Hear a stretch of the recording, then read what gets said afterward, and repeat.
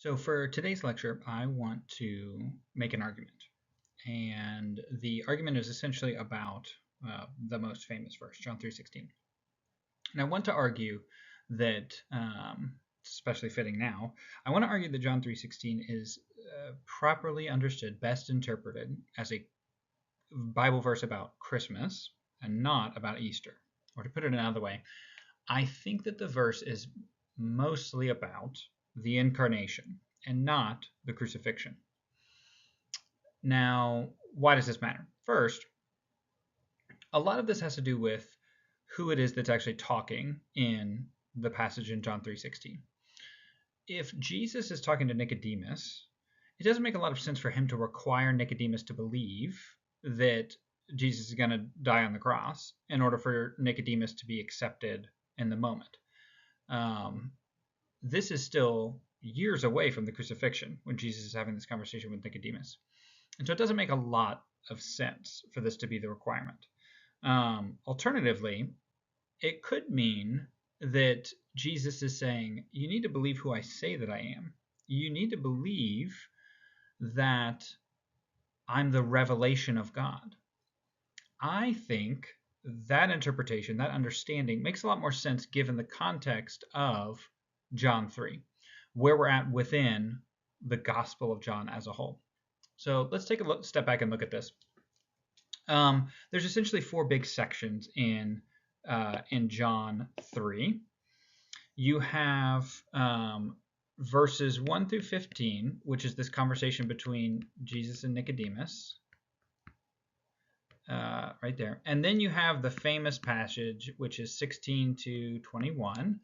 And then you have this kind of sidebar, maybe, unclear, that is John the Baptist and his disciples talking.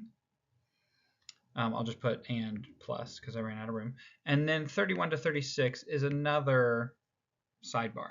Now, to be clear, there are several times in John's gospel where something will happen narratively. There'll be a story. And then the narrator steps in without really announcing himself and kind of takes a step back from the narrative and explains to you what's going on theologically. He tries to give a theological commentary on what's going on in the story. And this happens a lot. On the other hand, there are also times where Jesus is having a conversation with someone and it devolves into Jesus monologuing, just Jesus talking for a while. And the debate in John 3 is which of these things is happening in this passage. We know that Jesus and Nicodemus are talking at the beginning of John 3.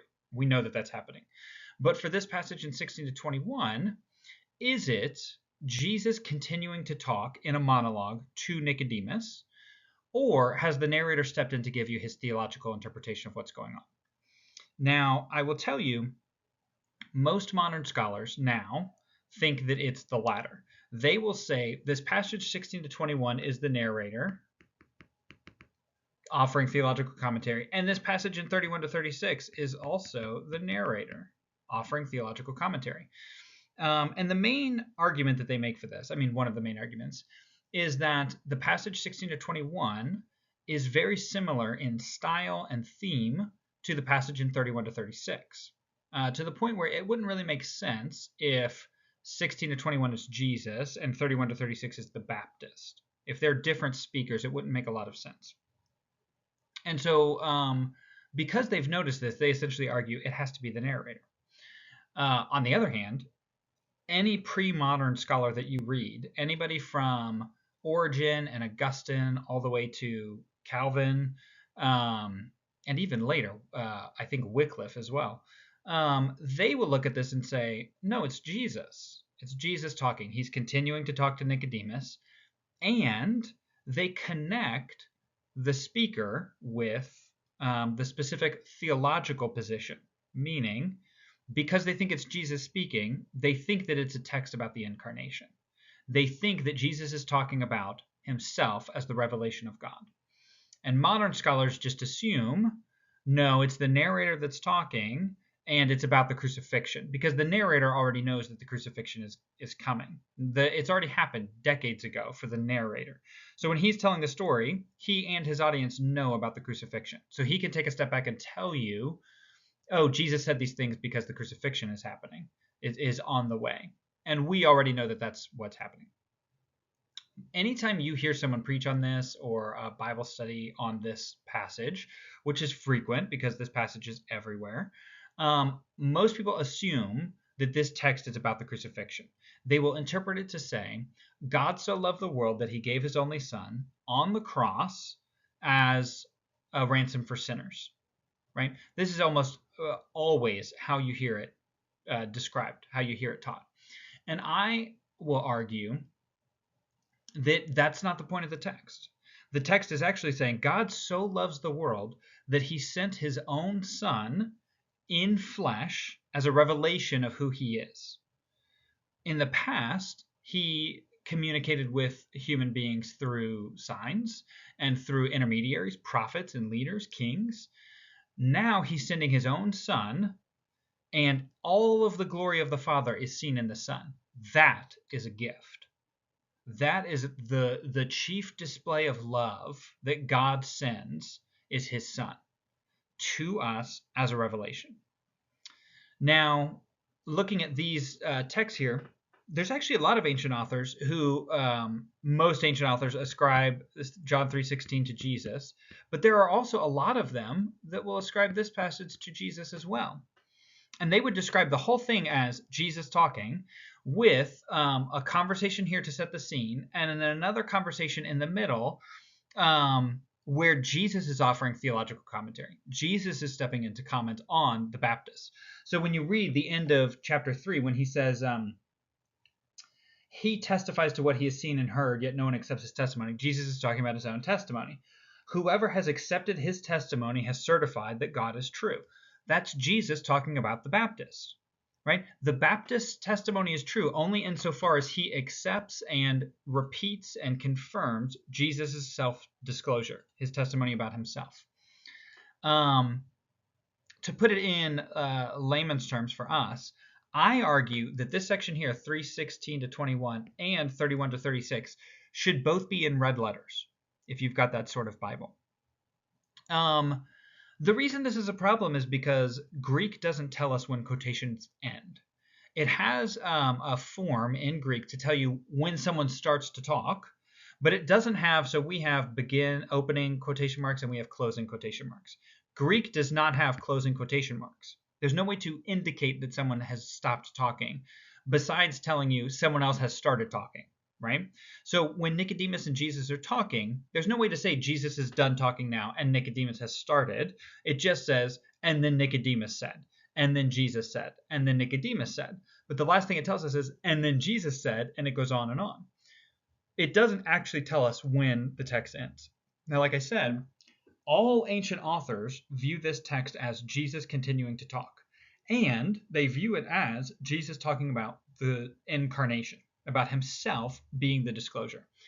It makes sense narratively because when you do this, when you view it this way, Jesus is asking Nicodemus to believe in him. Believe in me, believe I am who I say I am, and if you do, you can have eternal life, right? That is essentially the crux of the argument. The demand that Jesus is making is, you need to accept that I am the revelation of God, that I am the person I claim to be. This is the same thing that he requires of his disciples, right? He does not require at any point in John his disciples to believe that he will die and raise from the dead. That's not the belief. Even at the resurrection, even when Jesus is interacting with Thomas, he is not saying you need to believe in death and resurrection. He's still, even then, saying you need to believe me. You need to believe the testimony I have shared, and you need to believe the testimony of my disciples, right? Jesus says, blessed are you for believing because you saw my body. You'd be more blessed if you believed without seeing, if you believed based on the testimony. And it's the same thing that he requires of Nicodemus here, even before the crucifixion. Now, some of you might be looking at John 3 and thinking, well, this doesn't make sense given the context of what's going on around John 3. If you go a couple verses back, Jesus, maybe it's Jesus, says in John 3:13, no one has ascended into heaven except the one who has descended from heaven. Meaning, no one can give testimony more true than mine. No one can tell you about what's happening in heaven except for me.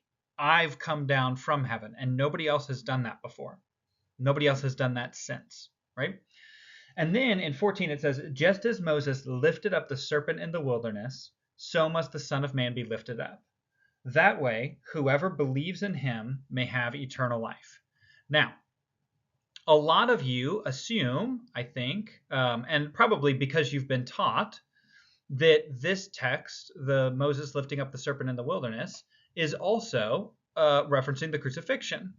So I want to debunk that as well. I want to say that that's not the case.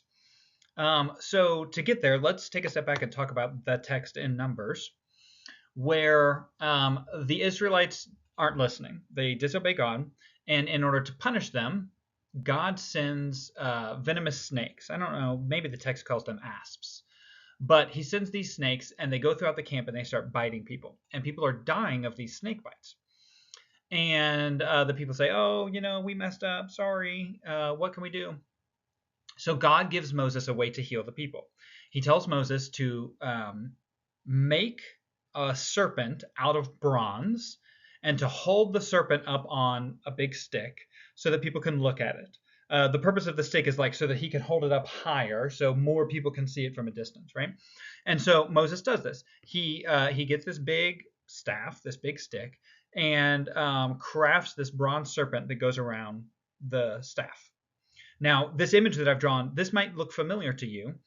If you're familiar with medicine, the medical symbol, you might see it on an ambulance, is a snake wrapped around a staff. It comes from this story in Numbers because this image is later connected with healing, right? Moses does this and commands the people, God has given you a way out. God has given you a way that you can be healed. And to do it, you need to behold this staff. You need to look at this serpent and you'll be healed. The people believe, the people trust, they look at the serpent, the venom leaves their bodies.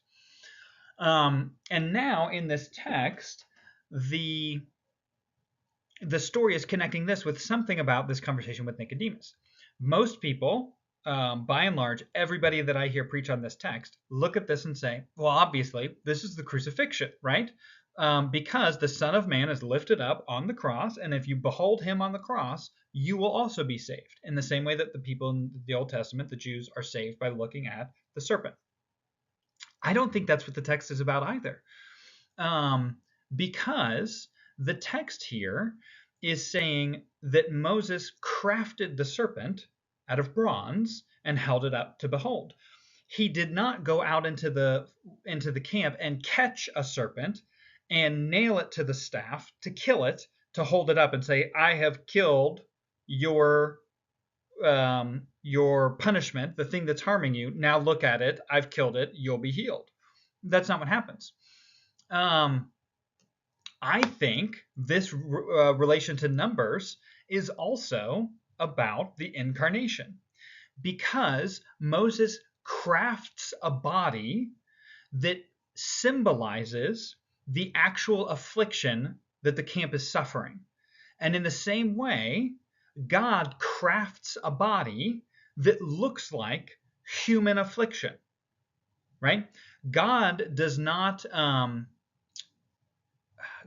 command Moses to destroy something that's already there. He demands that Moses create something in order to destroy it, to put it up on this wood. So I think it's the same sort of thing where Moses, the relation to the story with Moses is that God has crafted a human body to indwell Jesus. Not that it'll be lifted up on the cross, that happens later, but that by beholding Jesus, the representative of our affliction, our sin, human flesh, by representing himself in that way, wrapping himself in that flesh, you can behold him. And by viewing the craft of your affliction, you can also be healed of your affliction. Ancient authors also read this text, John 3, and this text from Numbers, as referencing the incarnation. It's only a modern connection that would say that the text has to be about the crucifixion, obviously. I don't think that's the case. I think that this early in John, when John is talking about the Son of Man being lifted up, when he's talking about the Son of Man being raised high, it is primarily about exaltation. Now, we talked about Johannine irony. We, the audience, know that the exaltation will come through crucifixion. It's going to be a paradox. It's going to be rhetorically paradoxical that the exaltation of the Son of Man is also the lifting up and is also the destruction of the Son of Man. But it's not until John 12 that John explicitly connects the idea of the lifting up of the Son of Man with the crucifixion on the cross. Prior to John 12, exaltation is lifting up is always exaltation. It's always recognizing Jesus as who he says he is, accepting his testimony about himself. And you see that here in this text. So my argument essentially is, when Jesus is having this conversation with Nicodemus, he is trying to say, you need to believe that I am who I say I am. You need to believe that all of God's glory is found in me.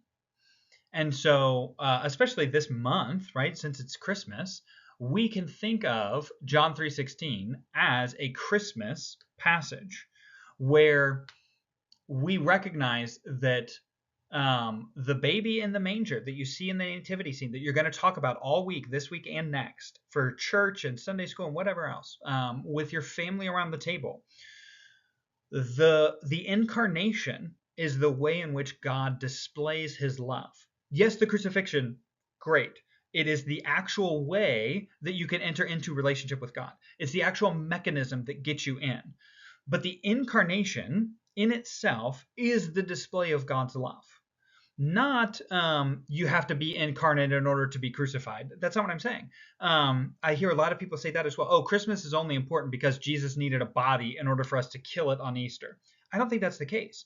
I think John here is saying the fact that God wrapped himself in flesh and became a human being, that is the chief display of God's love. And that, believing that and accepting that, is enough to get you in to eternal life that is promised in John 3:16. That you believe the self-revelation of Jesus. And even for Nicodemus, if he accepts this claim that Jesus is making, he will be accepted and given eternal life.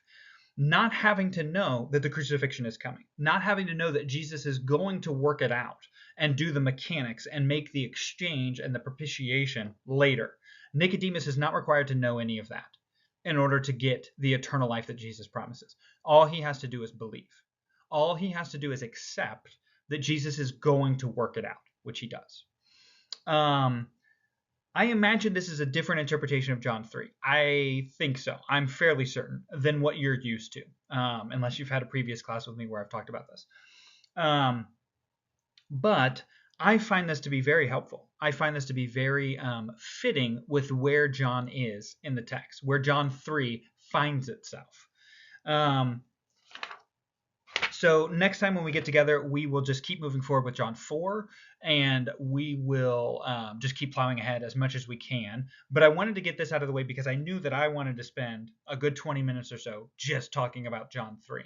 And so I wanted to put this out ahead of time so that I don't take up half of our class time talking about something that I'm particularly interested in. So I will see you all next time, and think about John 3:16, and Merry Christmas.